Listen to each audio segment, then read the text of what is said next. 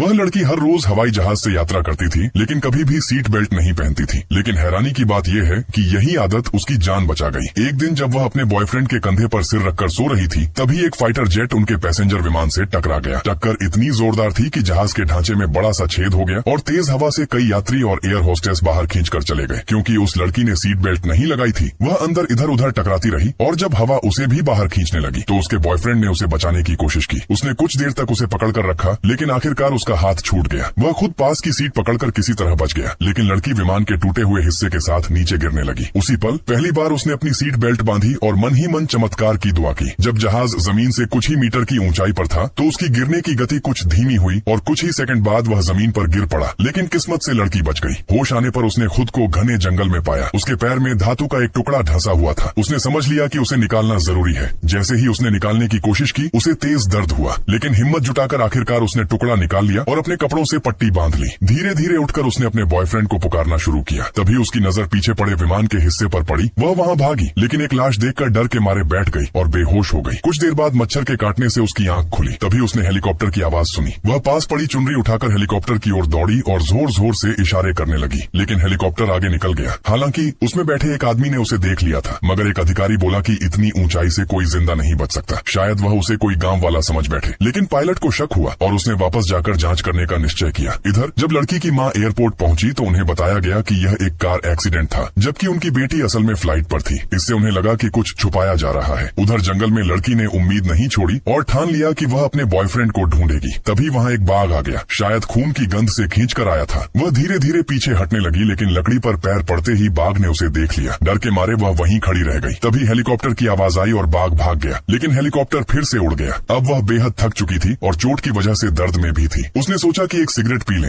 लेकिन वह भी टूटी हुई निकली। थोड़ी उदासी से उसने पास की लकड़ियों की ओर देखा और कुछ सोचने लगी। उसे याद आया कि फ्लाइट का रास्ता पूर्व दिशा की ओर था और उसका बॉयफ्रेंड विमान के आगे वाले हिस्से में बैठा था। उसने एक चांदी की पिन और कपड़े की मदद से दिशा का अनुमान लगाया, पानी भर लिया और अपने जूते ठीक कर लिए ताकि चलने में आसानी हो। कुछ दूर चलने के बाद उसे टूटे हुए पेड़ दिखे, जिससे उसे लगा कि वह सही रास्ते पर है, लेकिन तभी वह फिसलकर कीचड़ में गिर गई और बड़ी मुश्किल से बाहर निकली। फिर एक बार और गिर पड़ी और घुटनों के बल चढ़ाई करनी पड़ी। लंबे समय बाद जब वह किसी तरह ऊपर पहुंची तो सामने वही बाघ फिर मौजूद था। उसने भागने की कोशिश की, लेकिन बाघ उसका पीछा करने लगा। भागते भागते वह एक गड्ढे में गिर पड़ी और बेहोश हो गई। जब होश आया तो बाघ वहां नहीं था।